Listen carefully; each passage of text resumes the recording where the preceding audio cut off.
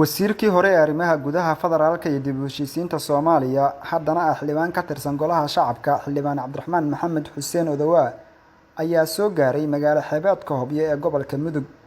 garoonka diyaaradaha Hobyo waxaa ku soo dhaweeyay xildhibaano iyo wasiiro ka tirsan maamulka Galmudug, maamulka degmada Hobyo iyo dadweyne iskaga kala yimid deegaanada maamulka Galmudug. xildhibaan Odawa oo salaan gacan qaad ah ku soo dhex maray dhammaan qaybaha bulshada soo dhaweysay ayaa kadib loo soo galbiyay gudaha magaalada Hobyo. dadweynaha reer Hobyo ayaa xildhibaanka soo dhaweyn ugu sameeyay xarunta degmada Hobyo oo dadka kula hadlay. ugu horeyn gudoomiye ku-xigeenka degmada Hobyo ayaa furay xafladda soo dhaweyn. aad iyo aad baan waxaan leenahay ku soo dhawow dadkaagii iyo dalkaagii gacmo furan ku soo dhawow meesha deegaanka u tahay Hobyo aad ka bilowdaan aad iyo aad baan ugu faraxsanahay. waxaan ku rajaynaynaa guul inaad ma aragtay insha Allah taala xildhibaanka xigana aad noo qabato haddii Ilaahay yiraahdo dhamaanteen waan ku soo dhaweynaynaa haddii Ilaahay yiraahdo.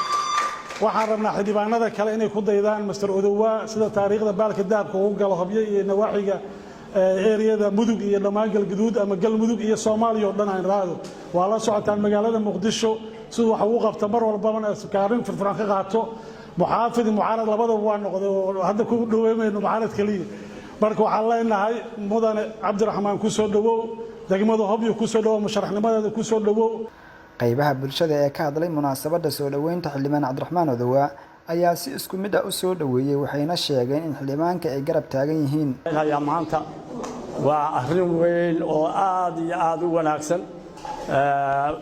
Sheekh Cabdiraxmaan Odawa maanta waxaan u malaynayaa reer Hobyo inay waxba kala harin inta meesha isugu timid iyo inta hadda banaanka ka soo socota. Cabdiraxmaan waxa ogaataa in diyaar lagu yahay oo maanta meesha lagu yimid sida saaka salaadii sida la isku taagay ilaa ay haddeertaan mar aan hadalkaada maqlaayay iyo markaa inta ka dhaxla airportka ciidda dadkaasi ku qaaday waana jacayl adiga lagu qabo. waa ku jecelnahay adna waadna jeceshahay wax qabadka Hobyo mar walbeeto waxa la rabaa laakiin oo dardaarana markii aad gaarto maaragtay shaqo lagu doorto anu waxaan aaminsanahay inaad dooran tahayba oo dib noogu soo noqon doonto insha Allah.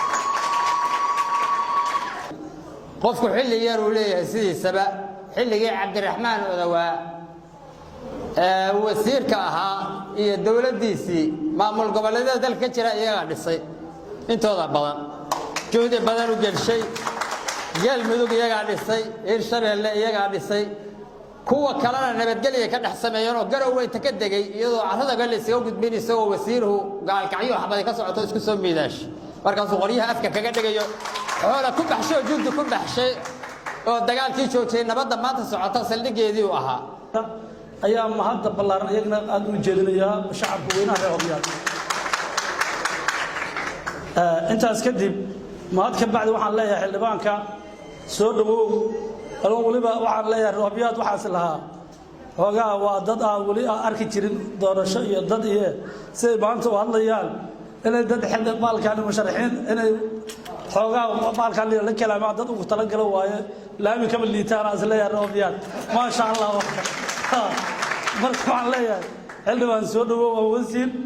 gudoomiyaha Hobyo Cabdullaahi Cali Faad ayaa ka sheekeeyay kaalintii uu ka geystay xildhibaan Odawa dhismihii maamulka Hobyo.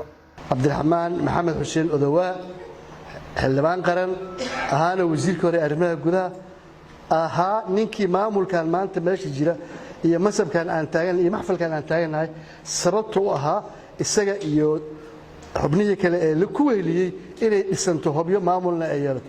waxaa ogtiin Hobyo inay ahayd magaalo runtii magaalooyinka ka hartay waxayna uga hartay maamul isdiidan iyo dad isdiidan oo wada dhashay oo hal qof. xildhibaan Odawa ayaa mahad celin kadib sheegay ujeedada safarkiisa Hobyo. waxaan u mahad celinayaa dhammaan intii halkan ka hadashay. waxaan rabaa inaan halkan ka jeediyo kelmado kooban oo ku aadan sababta safarkayga. waxaad ka waraysaan dalka Soomaaliya inay ahayd inuu doorasho galo sidii lagu heshiiyay inuu doorasho galo 1 November 2020.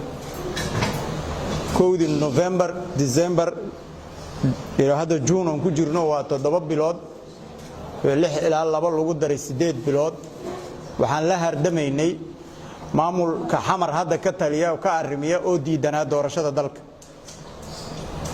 intaas waxaan ku kalsoonayn oon ula hardamayna maamulka inaan dadkeena cod u doonano waxaa mar walba is agtaalla inaad soo weyday inaad soo hesho labadaba laakiin annagu waa ku kalsoonayn laakiin maamulku waa ku kalsoonaan waayay inuu aqbalo codka dadka oo shalay lagu doortay waxaan rabaa marka horta soo daahida ma aanan iska maqnayn shaqadaas qaran aan ku maqnayn ilaahayna waa nala garab galay ragna waa u istaago shaqa adaga laga soo qabtay kuleyba nagama dhageeyiridiina waa maqleydeen